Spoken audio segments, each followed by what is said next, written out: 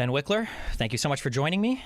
Stephen, it's a pleasure to be with you today. Today you're going to tell us how you're going to save the Democratic Party and America from the clutches of whatever party is coming into rule. I don't know what to call them anymore.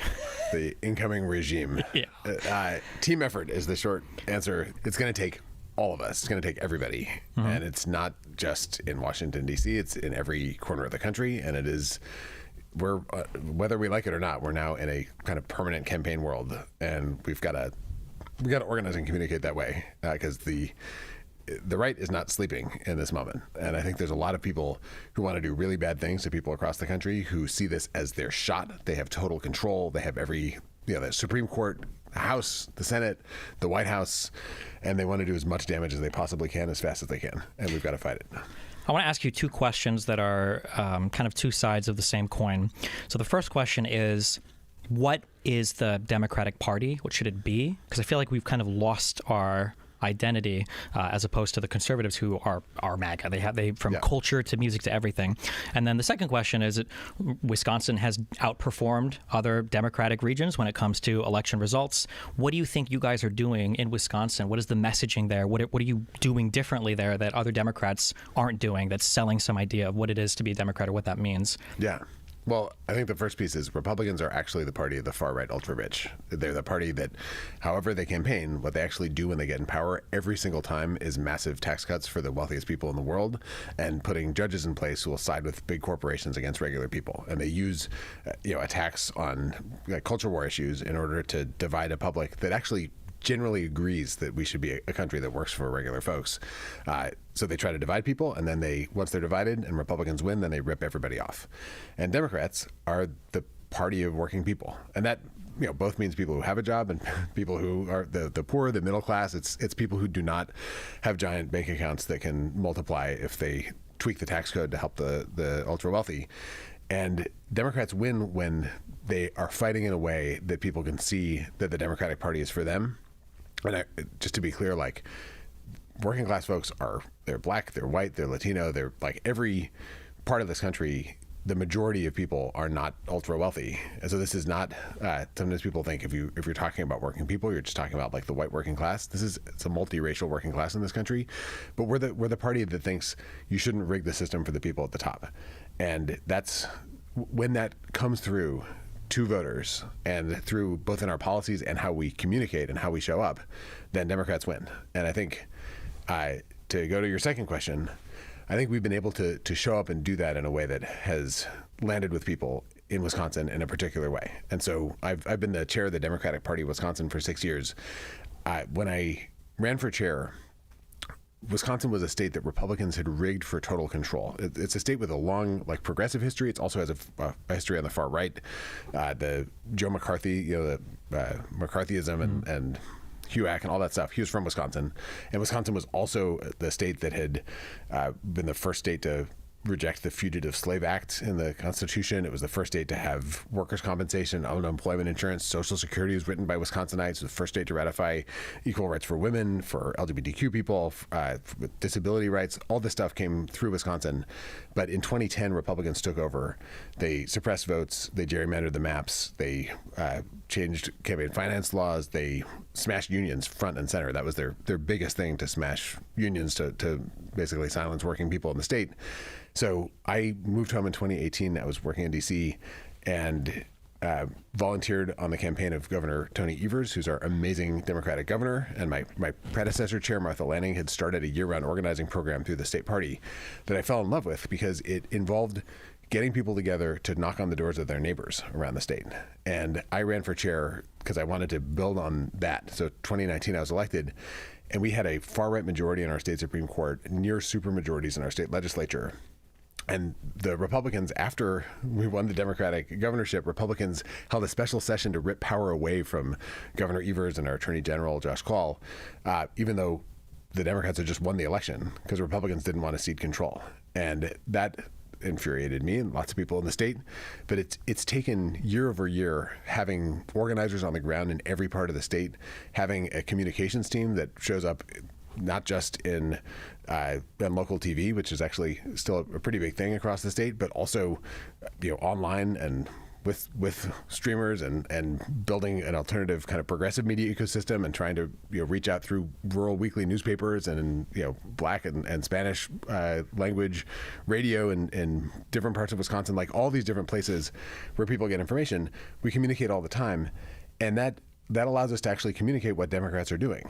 And if we just let Republicans explain what Democrats are doing all the time, Republicans will always win because they only tell the stories that help them. So it takes having a permanent campaign to be able to do this. And the result has been, while all the states around us lost Democratic seats in the state legislature in 2024, we finally had won fair maps in our state. We flipped 14 state legislative seats.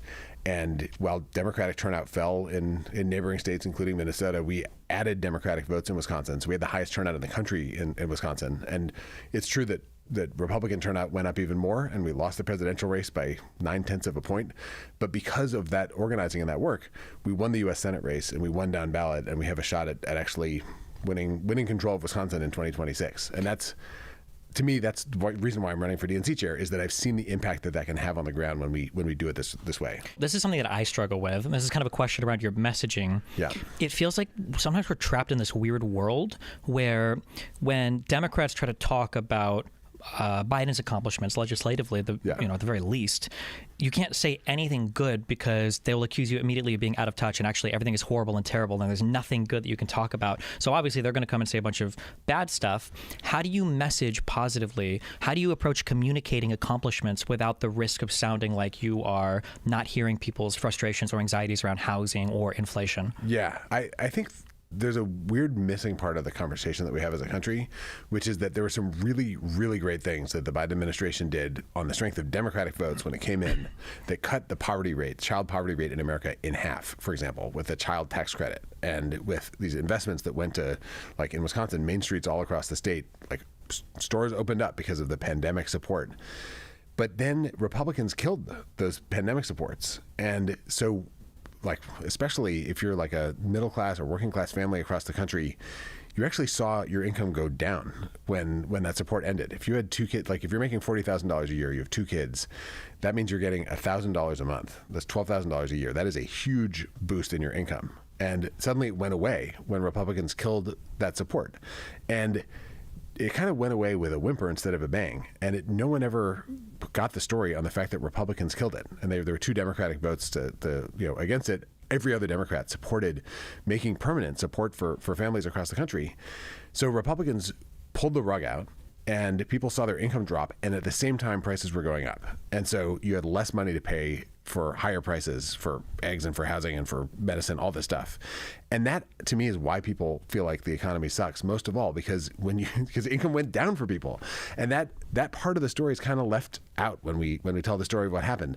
So Democrats often talk in statistics, and they're amazing statistics, but the actual experience for those statistics are about wages going up by more than inflation, but actual income, like money that you have in your wallet or in your bank account, that went down. And it is not a surprise that people felt like they were taking it on the chin. And I think being honest about what just happened can clear the way to really have this conversation, especially given that it's Republicans who ripped away the support that working people were getting. It's not Democrats. Democrats were fighting for the right thing. As we go forward, Republicans are about to go on the attack again. We don't know which of the 30 terrible ideas they have that they're going to do first. Maybe it's ending overtime pay or smashing unions nationally, or maybe it's going after Social Security. Maybe it's trying to rip away healthcare again. But they're about to show who they are, and Democrats need to fight in a way that shows who we are and shows who the Republicans are in order to be able to win back trust. And I think that in a way, we've been caught in the exact trap that you talked about when we look back. But going forward, we have a chance to make things really, really clear and to stand arm in arm with the union movement, with people across the country that are fighting for a country that actually works for people. Okay, I'm going to angle this back to the DNC chair stuff. But one of the huge frustrations that I have, and this kind of ties into how the Democratic Party operates, is it feels like the media environment right now is unwinnable. Yeah. To where if you have a conservative, they can run the whole circuit of conservative podcasts or conservative media. And not only will the media be favorable to them, as we saw with Dominion or Smartmatic, they'll just lie for them. They'll take like direct lies from the campaigns and print them. And then that mentality carries over everywhere for conservatives. And even if I still can't believe I need to go and look this up. The first interview that Trump gave when he came back after winning the election, it was either ABC or CNN or I watched the interview. I don't remember the network. It was a far left liberal media news network, and every interview is softball after softball. Or Trump will lie and they'll say, "Mr. President, I don't think it's true," and they'll lie again. I'm like, okay, next question. Yeah. Meanwhile, when Kamala does that CNN interview with her and Walz, it's like question, follow up, and it's like, oh my God. Yes. And I feel like there's such this fear of being afraid on the left of having like Trump derangement syndrome that it makes all the left people really critical of the Democratic candidates in an effort to be fair. And meanwhile, Donald Trump can rattle off the most insane answers to any question ever. And it's either fine, incomprehensible, or it's just epic and awesome and who cares and whatever. How do you even address, or what do you think are like big steps that I guess is like a DNC chair you could take to like remedying that environment? It's a central generational challenge. The way I think of it is like you have a seesaw, you have this like cluster of mainstream journalists trying to very carefully balance right in the middle, and then you have an elephant jumping on one side of the seesaw, and then like the journalists who are trying to get it right, who are affected by all these other biases around pack mentality and the profit motive, and not pissing off the giant companies and billionaires who own the media. They're like struggling in this sort of straitjacket, and then there's very little progressive media that pushes back on the other side. And then meanwhile, there's a lot of people who never pay attention to any political news because they don't see politics as entertainment. They find it stressful or disgusting or irrelevant. And amidst all that, step one is, I think, building up an independent progressive media ecosystem is something that the Democratic National Committee and the DNC chair can help do by building a war room at the DNC that is actually like pitching guests and breaking news and training and supporting Democratic candidates and communicators to go on progressive podcasts and streamers and different digital news outlets and going to places where there are people that share values, that are committed to accuracy and truth, but are actually bringing a different analysis to the conversation, so that there's at least a counterweight to the forces of right-wing media. And then the second thing is that the right does a lot of working the refs. They do a lot of yelling at reporters who report objectively in order to get them to tilt their coverage. And I think as Democrats, we should recognize what Republicans are doing, and we should call it out, and we should urge and push journalists to cover things fairly. And that often means just making sure that they have lots of information, providing research, providing context, naming when things are tilting towards Republican propaganda, because a lot of Republican propaganda works by Republicans essentially writing stories for people and then serving them up these scoops and different things. I remember growing up, I used to read a magazine called published by Fairness and Accuracy in Reporting, which is like a media watchdog, that covered how corporate PR would do video news releases where they'd write entire stories for local TV news with scripts for the local anchor to read, and then the B-roll would be to serve whatever corporate agenda was being pushed. And the right is doing versions of that all the time to try to define the national conversation. So So one piece is the progressive media. Another piece is like engaging in just day-to-day relentless kind of combat in traditional press. The third thing is, I think, as Democrats, we should train and support and deploy more people to go on conservative media and blow up their narratives. Because if the right goes unchallenged on their turf, then huge numbers of people only hear the far right's perspective. And I think you can see that like in the way that Pete Buttigieg goes on Fox News. And there's a lot of folks that have gone on conservative turf in a way that I think is productive if you do it right. But you have to have an actual strategy for how to do it.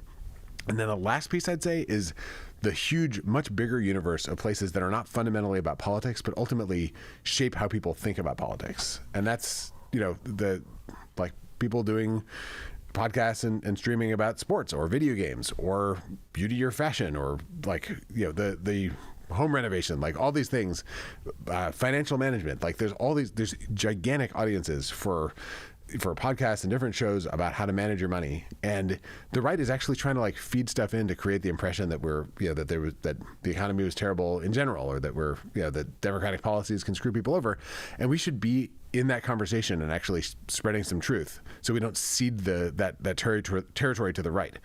If you look at there's just a different culture of press here, and it is very pushed by corporate incentives, and you can see that really actively right now in the way that the big media companies are bending over backwards to placate Trump.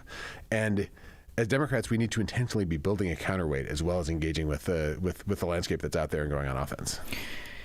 So a really challenging question is, how do you build that counterweight without it being like just as immoral, I guess, as the other side? One really frustrating thing is, like, I'll call this out a lot. Like, these guys will just lie.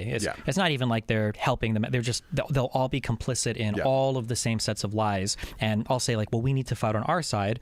And it's like, wait, are you saying that we should lie too? And it's like, no, we shouldn't. But man, after Bill Clinton, after Al Gore, the election loss, after losing the Supreme Court pick, at some point, like, I've got a lot of friends who are like, we need to pack the court, kill the filibuster. We have to do all these extreme things. Is there ever a point where it becomes like untenable? Like, what are our biggest tools that we have right now to kind of like fight back on our side? Harry Truman had this line, they say I give him hell, but I just tell the truth and it feels like hell. And the truth is our greatest weapon. And you asked the question about how do you fight disinformation. There's a ton of research that what you don't do is you don't repeat the lie and then debunk it. You actually have to lead with the truth. You lead with the true thing because the first thing you say is the thing that people remember and then lead with. And once you say the truth, then you can say, and the other side is lying about it because da-da-da-da-da. But leading with the truth is our most powerful thing. And we have great truth. Like, truth is really good on our side because we're actually trying to build a country that works for working people.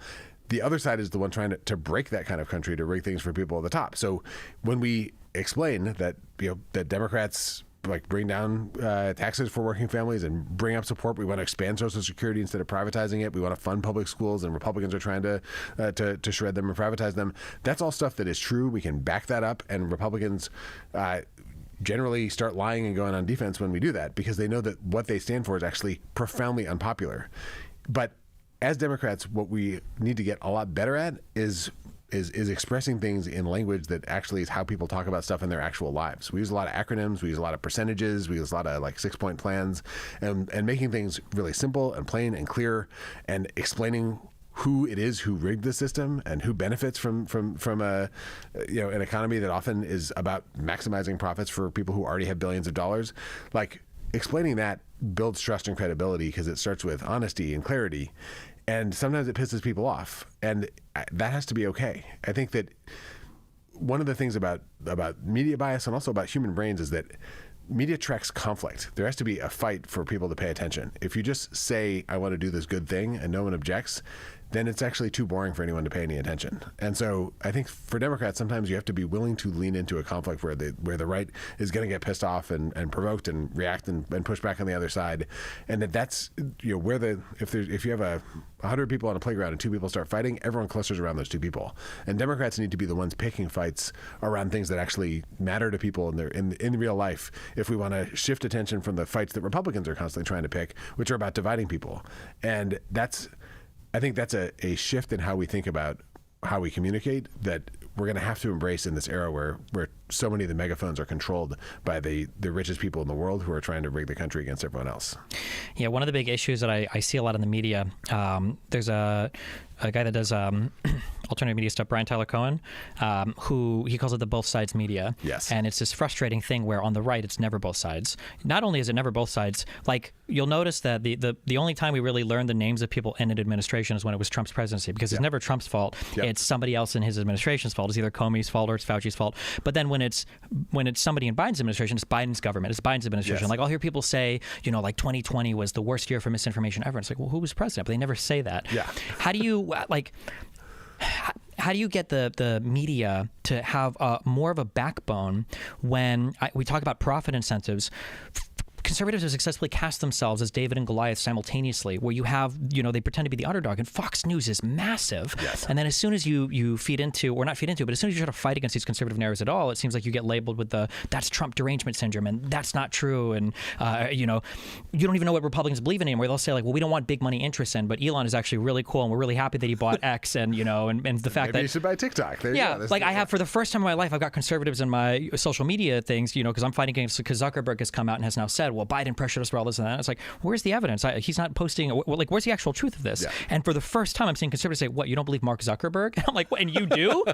Like, yeah, that the environment is just so rough. What do you think, as a DNC chair, like, what capacity do you think you have to build out both mainstream, because it is still important, because whenever people say, like, oh, the mainstream media, they're not talking about Fox, they're talking about CNN and MSNBC. Right. How do you build out that relationship with the mainstream media and kind of like more alternative media figures? So you have to have an all of the above strategy, but it starts with having a war room that has people that are familiar with this. And I will say, the fragmentation of where people's attention goes, it is by generation, it is across race and ethnicity, it is across geography, and you need to pay attention to all that. And that means having people in the room who actually like spend their time in all these very different worlds, who are thinking about how to communicate and show up effectively. And then you go out and work to find and build and train communicators who can show up authentically, in these very different environments, and then you like support pitching them. And the thing that I think that, for better or worse, what Trump is about to do, whatever that thing is, and there's going to be a lot of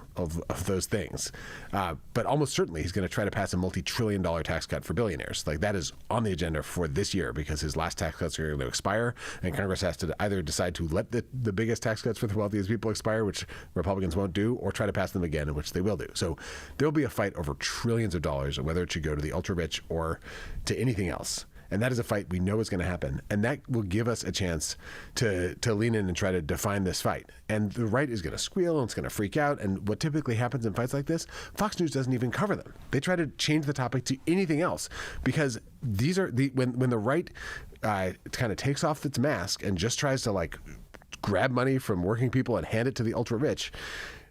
Republicans get divided. Like, most Republicans don't like this kind of stuff. It makes the power brokers in the Republican Party freak out to have any focus on it. And we need to make it unignorable. And we do that through organizing and protest. We do that through how we communicate. We do that through who's communicating about it. We do that through making sure that people who are directly affected are telling their stories to Republicans in ways that the media can't ignore. We did that in the healthcare fight in 2017, when they tried to take away healthcare from tens of millions of people. And we're going to have to gear up for that kind of fight again. I used to work at MoveOn.org. MoveOn, the .org cleaner, was taken off the name. And MoveOn, we have a multi-million person email list, and we'd email everyone when the Republicans were trying to pass these healthcare repeal bills, and then organize them to go to Republican offices in their legislative districts and show up and have protests and go to Republican town halls and tell the story about what would happen to them if they lost their health care because of the Republican bills.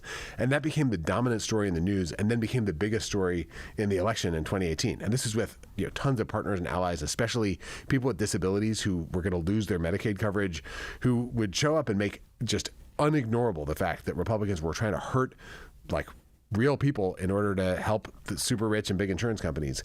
And that, again, it goes to this point about the fight. The right operates under a set of rules that is just about compounding power for the most wealthy and powerful people in the world. And that is the terrain on the landscape. And if we're not realistic about that, and they're just going to keep rolling over us, we need to fight basically asymmetrically in a way that uses what we've got, which is real people who are affected by their policies, who are fighting for something better, and the ability to point out who benefits when they pull this stuff. But it is not easy at all, because of exactly what you talked about. Like, the right controls the biggest media engines in the country, and to defeat that, we have to be really creative about how we organize, and we have to show up relentlessly in places where Republicans don't expect us to. Do you ever worry that sometimes people say things, but that's not actually what they want, that they're meaning something completely different? So, for example, I look at the conservative side, and I hear over and over again that pressuring the media, or pressuring alternative media, is a bad thing to do with, say, the FBI. A lot of people point to the Twitter files, which didn't say there was huge pressure from the FBI, but they'll say the fact that the FBI was even in communications with Twitter in and of itself was enough to show that there was pressure. Meanwhile, me, along with every other person, on the Democratic side in the country, was making fun of Mark Zuckerberg for essentially bending the knee to Trump. However, Trump was asked at a press conference, do you think he did this because of your threats? And Trump said yes. Do you think he's directly responding to the threats that you have made to him in the past? With Probably. Yeah, probably. And Trump was on Truth Social literally saying, and I think in his book he also said, it's going to be prison for life for these people. Yeah. But then when you talk to a conservative about it, the party has moved so far. Before, they would at least kind of play coy about it. But now the answer always feels like when they're doing something that I thought they were opposed to, they'll say, well, you guys did it anyway, so it's on our side. So actually, I don't care about this. How do you figure out which issues to message on when it seems like maybe they don't care as much about it, or maybe they do, and the messaging could change it? Like for the ultra wealthy, like George Soros was supposed to be the worst guy in the world, but Elon Musk, there was an event where he happily said, "Well, I'm your guys as George Soros," and everybody's clapping, and it's like, okay, so I guess that's good then. Like what? The reality is this is always just about power. Yeah. On the right, it is always about, they complain about process when they can't complain about substance, and it's always a charade. This is about, they want the power to do things to everyone else, and they don't want anyone else to do anything to them. There was someone who tweeted, conservatism is about the idea that there are some people that are protected by the law but not bound by it, and there are some people that are bound by the law but not protected by it. And that's basically at the heart of how the right operates. And for Democrats and for the, I think, vast majority of people who either are Democrats or share values with Democrats and might not affiliate with either party, we actually think there should be, one set of rules that applies to everybody. That there shouldn't be some people that are above the law. But for conservatives, it's actually about, you people should follow these laws and do what I say, and I should not have to do anything. I should not be bound by anything. It is unconstrained power. And you see that with the way that Elon Musk runs Twitter, right? It is, he started saying, oh, we need to be the free speech platform. We can say absolutely anything. And then he bans anyone he doesn't like. Like it is just about him exercising power and control. So I think that the big thing for us is not to get suckered in by their claims that they are caring about fairness or decorum or whatever. The thing that is most critical for us is to go to substance of what actually affects people's lives. And that's where I think Republicans can pull us off course, because complaining about their rule violations or the way they're trying to have it both ways is often a distraction from the things that directly affects people. And that's one of the things that, if I'm the DNC chair, that I want to do. And I want to work with folks in states. I want to work with unions. I want to, when Republicans are legalizing wage theft and making it so that you can not pay workers the money that they're owed, or making it so you don't have to pay for overtime pay, which is something Biden was great on, is making sure that people could get overtime who were working overtime. When Republicans are trying to smash unions, stuff like that directly affects people in their pocketbook, that Republicans are terrible on, that we make that a fight that Republicans have to answer for. Because there's a lot, unless you're really tracking this stuff super closely, the hypocrisy arguments are often hard to sort out, right? Because you did this and you did this, and who said this first, and da-da-da-da-da. But everyone's an expert on their own life. Everyone's an expert on whether they just got screwed. And everyone knows how much they just paid for their food, or whether they had to break pills in half because they couldn't afford to fill their prescription. And there are people who want the public to talk about anything but those things. They want to cloak all that in all kinds of mysterious economics, and then they want to make the conversation about something else. And I think bringing it back to those fights where the vast majority of this country is on the same page against the people trying to rig the system to rip people off, that is a source of strength for us. And when we can bring it to that stuff, the reason why young people can't afford houses in the country, the reason why it's so incredibly expensive to get a higher education, the reason why the reason why it can feel like the economy is rigged against you, when we go to that, that's actually a source of unity and strength for us across people who might disagree with us about other politics, across people who have all kinds of different skin colors, and maybe we're raised speaking a different language. Everyone needs the basic necessities of life, and that's the basis to me for building solidarity that allows us to make progress on everything else. What do you see the role of the DNC chair being for? Do you think that is a role that is involved in the politics of the states and of the country, or do you think it's a role that's involved in empowering people who are involved in those things? How do you see increasing visibility to the chair, for example, and then picking which fights to have? Yeah, so I think that the DNC chair is going to play a really important role in when there's a fight that unites Democrats and brings people who hate politics over toward Democrats and divides Republicans, because Republicans are trying to rip off the country or rig things for a few people at the top, that a DNC chair can help to communicate and help to bring a spotlight to that. And that's something that I've done a lot in Wisconsin. I did a lot when I was at Move On, and that's something that I'm really fired up to do as we go forward now if I'm elected DNC chair. It is also about setting the vision and strategy for a party that needs to build a whole bunch of capacity. Like we need to have people on staff who can help get a whole bunch of other people out into the press, who can help to build war rooms in states to be able to fight in state after states. So one part is communication, one part is like strategy and management. And in Wisconsin, we have the biggest state party on the Democratic side in the country, and we sometimes have hundreds of staff. We always have dozens of staff, and what those staff do is they build like neighborhood teams to go have conversations with people. They build organizing programs so people are reaching out to their friends, and sometimes that's face to face, and sometimes that's through group chats and all the different places that people interact. Mm-hmm. And then we build a communications operation, and we track what Republicans are doing and saying, so we can actually expose that to people. And we have all this work that builds the roads essentially that the candidates drive their cars on, because it helps every Democrat. When you increase Democratic turnout, people are going to vote for all these different offices, and you carry that forward from election to election. I think that you have to build essentially a strategy in each state that is tailored to the fights in that state, that is built around the laws in that state and who the candidates are, what the fight is with our partners and allies and with the union movement. And if we build that in each state, that also takes a lot of fundraising. And part of how you do fundraising effectively, in my view, is by explaining what you're going to do. And that is through the press and through your email list or whatever, and then doing it and building trust by actually showing that you can win and deliver results. I want to get it. So fundraising, mobilization, communication, that's the kind of like core of the DNC chair's job, but it has to be in the context of fights that actually matter to people if we're going to win elections. What do you think has hampered the DNC the most so far in getting that done? I think that part of it is that when there's a Democratic president, then the DNC is kind of a political arm of the White House, and that's I'm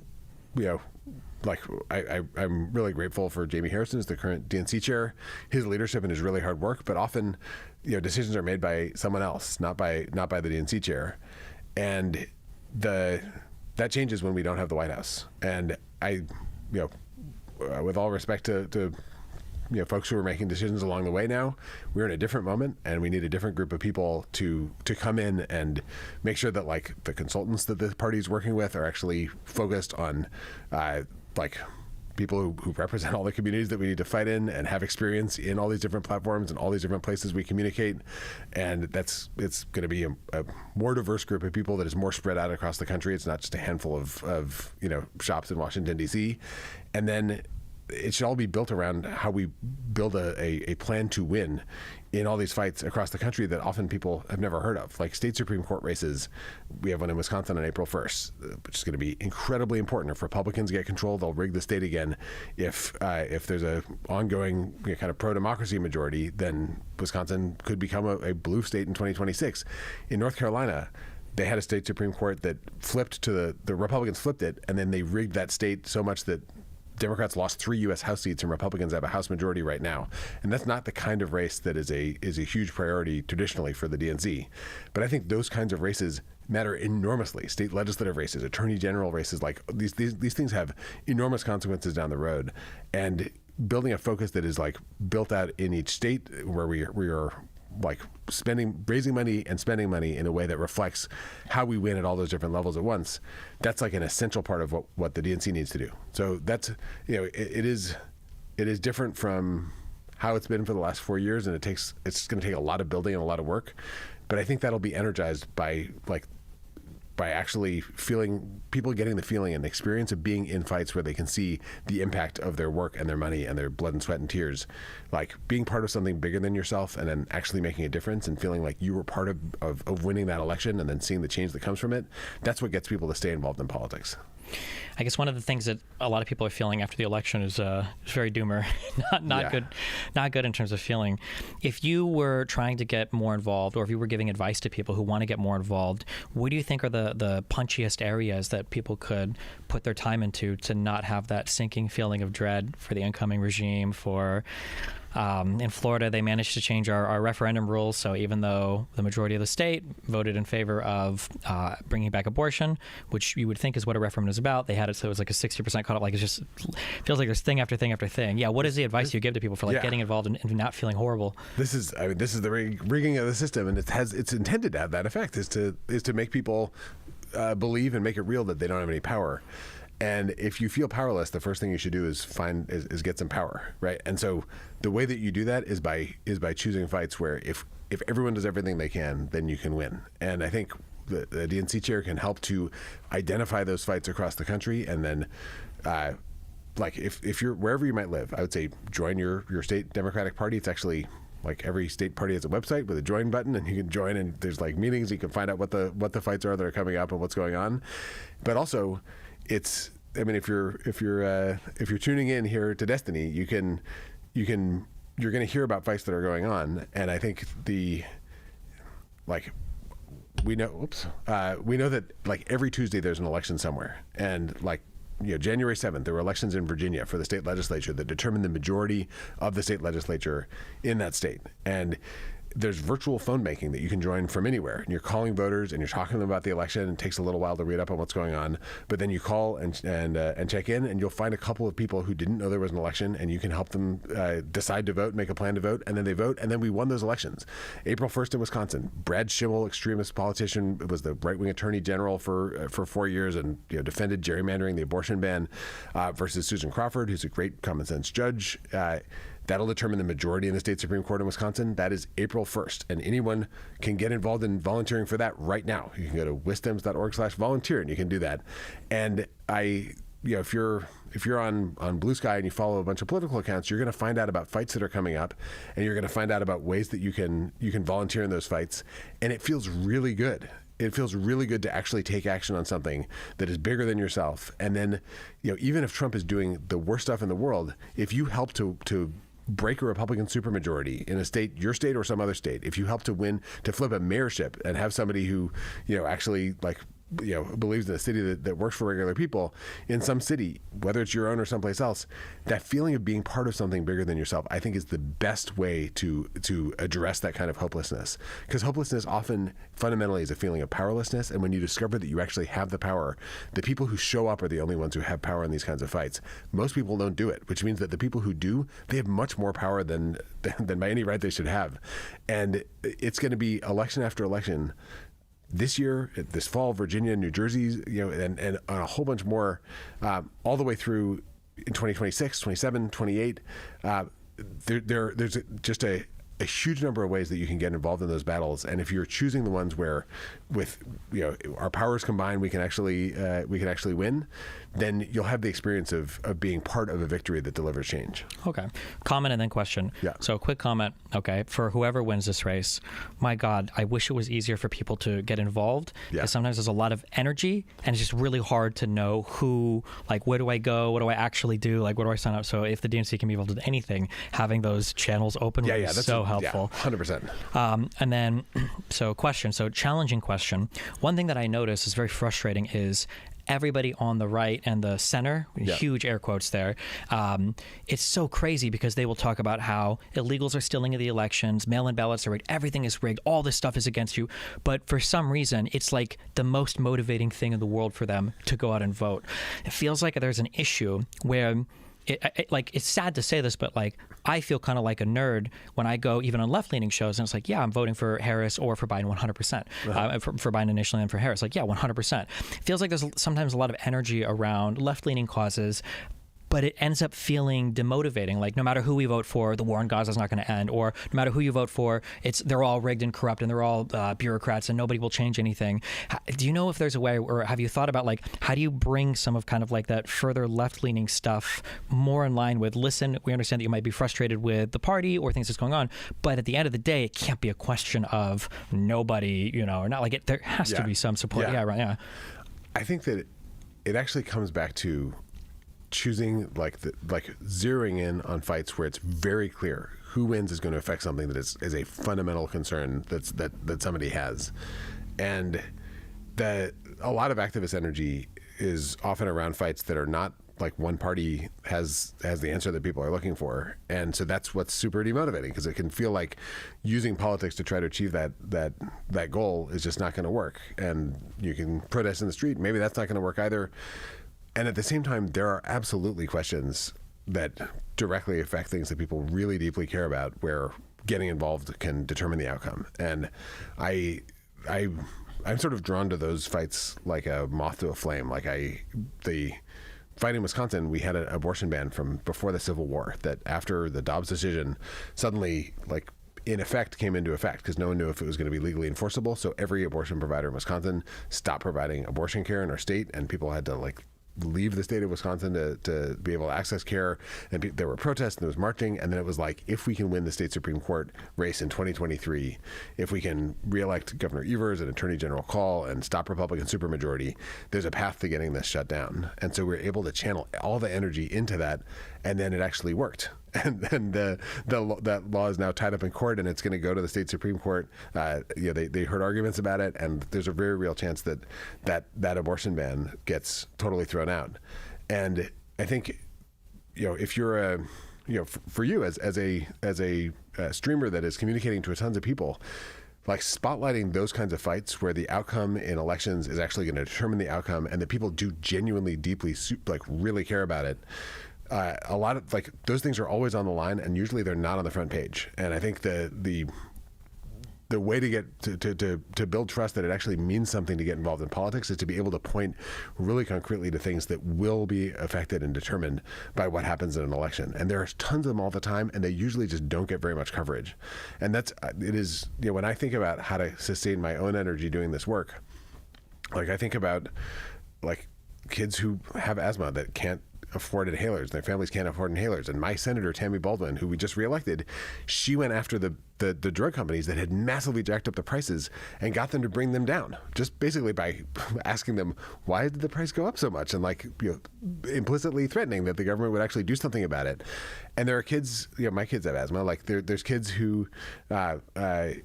whose lives are going to be directly affected by whether you have someone in power who sees it as their job to show up for regular people, or who just sees it as their job to, like, take down orders from the biggest corporations in the world. And that, like, I think that someone wrote once about the corruption of powerlessness, which is like when you feel like you have no power to affect anything, then it's easy to spin out into conspiracy theories or to just be absolutely cynical and critical about everything.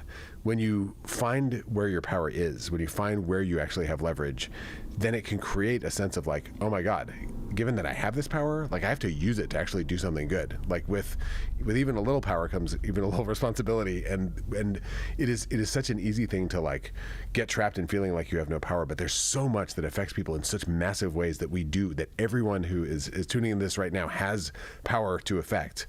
And how we respond to the Trump administration in our own states and where we live and how we get involved in politics, that is going to be our leverage. And that's, I think, bringing attention to those fights where if all of us get together, we can contain the damage and build something better.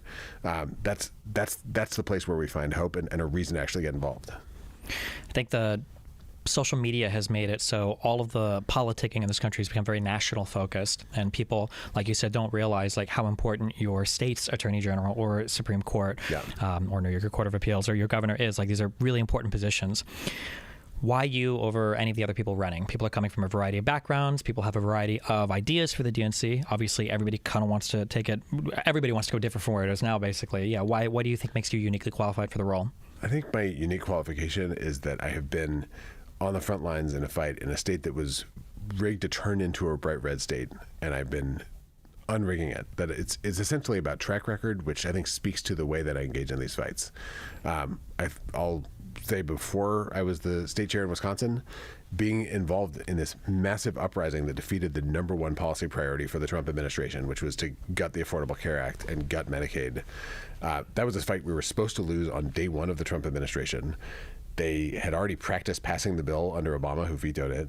They had the votes. They had this game plan. Trump had said he was going to do it on day one. And it was a massive uprising of millions of people that stopped them. And that became the #1 issue in the 2018 elections. And I was, like, right at the heart, working with this giant coalition of amazing allies and partners in the fight against repealing the Affordable Care Act. We're going to have fights like that. And I think I'm unique in this race in having worked with unions and with the Democratic Party and with the disability rights movement and with just people all across the country who took their power into their own hands and fought back against that and channeled that and mobilized that and communicated that in a way that defeated Trump's biggest priority and helped protect healthcare for tens of millions of people. And then I went home to Wisconsin, which had been rigged for Republican control, and worked. I got to work with, again, thousands of people on the ground across the state to build a state party that has become a bigger and more powerful presence on the ground than any state party across the country. And that's partly because the stakes are so big, but also I think I've been able to bring this kind of energy to it that's helped us quintuple fundraising on top of the very strong fundraising that my predecessor, Chair Martha Lanning, did. That fundraising that is based on energizing and nationalizing and engaging people in seeing how, if they get involved, we can fight in a place where the stakes are so massively high, that allows us to mobilize tens of thousands of volunteers to fight in local races every year, in judicial races, state legislative races, congressional Senate races, and move Wisconsin from being to the right of the national popular vote in the previous two elections now to being more Democratic than the national popular vote in this election. Even while just, neighboring states like Minnesota were getting more Republican. They had double the swing that Wisconsin had in the last election to the right, that we were flipping 14 state legislative seats while other states were losing them. And I think that my track record of being able to supercharge institutions and work with partners and allies to really build movements that move the needle in impossible fights, that's what the DNC needs, and that's what I want to do at the DNC. So that's the reason why I'm running. I have not dreamed of running for years and years of being DNC chair, but I feel like I'm ready to contribute something in this moment that can help to unleash energy from millions of people across the country. And this no shade on the other candidates, and I think everyone's in this because they want to make a difference. But the State Chairs Association that my fellow candidate leads has kind of been in a battle within the Democratic Party for, is it state parties, is it the rest of the party, but it hasn't gone out to the public and said, hey, everyone, we need to go and get involved in this fight to supercharge this work to be able to make a difference on the things that we all care so profoundly about. And to me, that taking this fight public and getting millions of people involved, that's what we need as a Democratic Party if we're going to be able to win elections. My demographic is composed a lot of a demographic that it feels like the Democrats are kind of losing a lot. Young men, especially white men. Yep. Although the last election saw a slide for Latino men as well. Yep. Do you think that there's anything in particular? I know that there's always like championing working class stuff and stuff that makes all of America great. But do you think there's anything in particular that the Democratic Party needs to kind of like alter their message a bit on when it comes to that demographic of like younger white men that feel like the Democratic Party is just not for me anymore? Like I feel like conservatives are the only one. The Ben Shapiros and the Jordan Petersons are the only ones talking to me anymore. Yeah, I think as a Democratic Party, a big part of speaking to men is about honoring people's their goals and their aspirations and their drive to become something and to create something and to do something in life. And that a lot of kind of influencer content for men is about lifting and about hustling and about doing things and about pursuing dreams and goals. And as Democrats, I think Democrats can spiral into what you're supposed to not do, and how to make space for people and how to honor other people, and all that's vitally important. It's also not the driving force in people's lives. People's lives, they're pursuing goals that they have and dreams that they have and visions that they have, and being a party that honors and respects that, I think is a way of, especially speaking to men in a language that often I think as Democrats we've lost sight of. If you think about the great things that Democrats have done, like the GI Bill, so people returning from World War II, they could go and get higher education, and support for people getting, pursuing their dream of home ownership, and things like that have been about connecting to the aspirations that people have. And when we think about fighting for working people, it's not just about making sure there's a floor that people won't fall under so people can get the food and medicine and stuff that they need. It's also about making sure there's actually a staircase that you can walk up to build the kind of life that you want to lead. And I think that so often, the way that the far right tries to rig the economy is actually to pull up the ladder. It's to make it so that people who dream of building a business or building wealth for their families, or who want to do something and be something in the world, can't do it because they've locked things in for a tiny group of monopolies and the kind of incumbents at the expense of everyone else.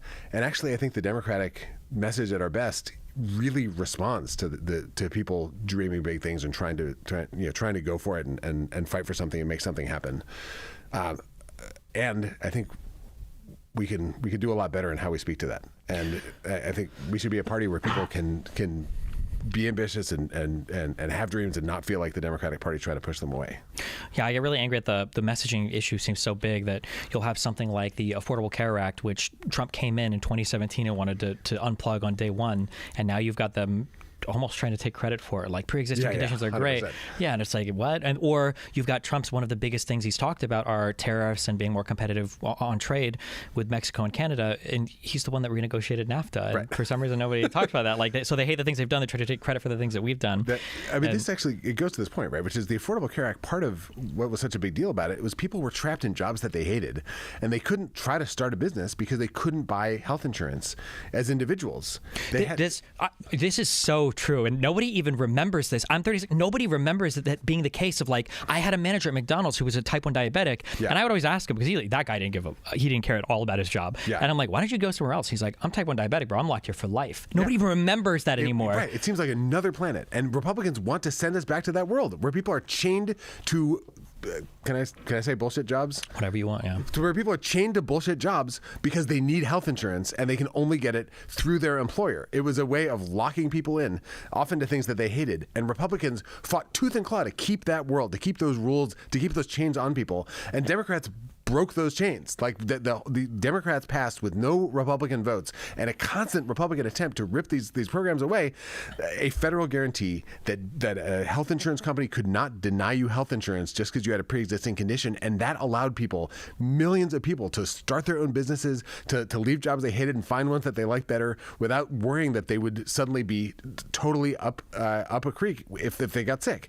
And that is that's a commitment to freedom that is at the heart of how Democrats think that our economy should work, that you shouldn't live in constant fear of having things fall apart in a way that traps people into not actually following the dreams and the kind of lives they want to lead. And it just makes me so mad when Republicans use rhetoric around freedom when they're trying to basically rip freedom away from working people through economic systems of control. And that's where Republican union busting comes into play. That's where Republican policies on just about everything that relates to our working lives, which is a big part of our life that also affects all the other parts of our life. And the social things too. Like, are we going to be checking like women going across state borders to see if they're pregnant or not? Or, the feds who supposedly caused January 6th and are, trying to attack conservatives everywhere, the same feds, these are the ones that you're going to expand, tens of thousands of agents for to go and find out all the illegal immigrants to deport them. Like the guys that you didn't trust before, you're now going to massively expand. Yeah. And it's so frustrating. Yeah. One thing after another. And I think that actually the demonstrating, communicating about how we actually believe in freedom, and Republicans don't. They want control over your life. That is a way that we can communicate to men and women, to everybody in this country, about whose side we're on. And that to me is this elemental question that Republicans are constantly trying to blur the lines on and change the goalposts on, because they actually are not for the things that the vast majority of people in this country want. Yeah, I hope that one thing that changes going forward, and I saw this, and who's to say, worldwide inflation hurt everybody, and maybe Kamala given more time, or maybe the Democrats given an open primary, maybe things would have gone differently. One thing that I really did, it was a personal point of pride, and it was a point of American pride, was the Democratic Party was, for the first time, very positive in terms of the messaging, in terms of being pro-America, pro the troops, pro everything else. Like it felt more positive. And I feel like historically, when Democrats talk about things, it feels like we always talk about everything as like a punishment.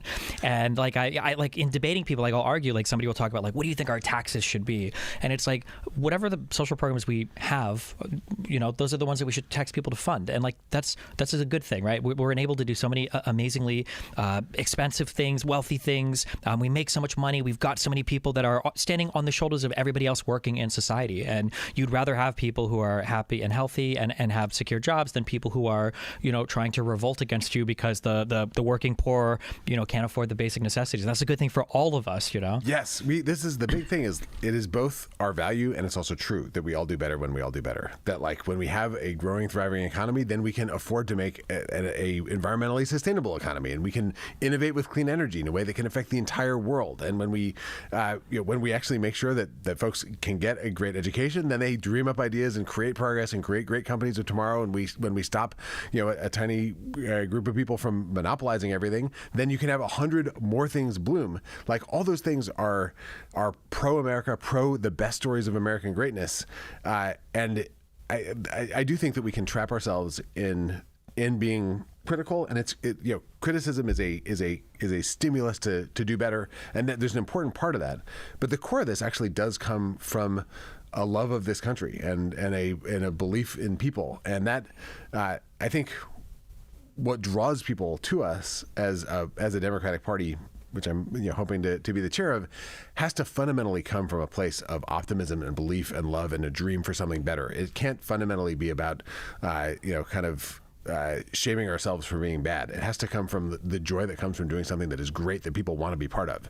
No one wants to go to a pity party. People want to go to the good party that is actually fun to be there, and the music's great and people are having an amazing time. And that's the kind of country that we want to build, and that's the kind of party the Democratic Party should be trying to build. Thank you very much for joining me, Ben. Is there any other things you want my audience to know, anybody that's listening to know, if you make it as a DNC, whatever, what do you want to say, I guess, final message? Stephen, I appreciate it. I hope this isn't our last conversation. And I think what I'd urge people to do, if they're trying to figure out what party actually is on their side and which party they want to be part of, look at what the Democrats near you are actually doing and what Republicans are trying to do and whose side they're actually on, and then get involved in a campaign and meet the people and find out whether they're people who actually share your values and dreams and hopes for what's going to come next. There's this incredible rush that comes from being part of a campaign and a political change, and then being part of a fight that seems like, oh my God, how could this possibly win? And then you win, and it sucks when you lose. And we just lost the last election, and if you're a Democrat and you're dispirited by that, I totally get it. And another fight is coming. There are a whole lot of fights coming, and this is actually the time to get plugged in. The greatest moments in Democratic history often come out of the worst. The Great Depression gave rise to the New Deal, and the era that is to come is maybe the era when we can make this country the greatest that it's ever been. Let's do that together. If you're a DNC member and you're listening right now, I'd love your vote. And whoever you are, you have a place in this fight.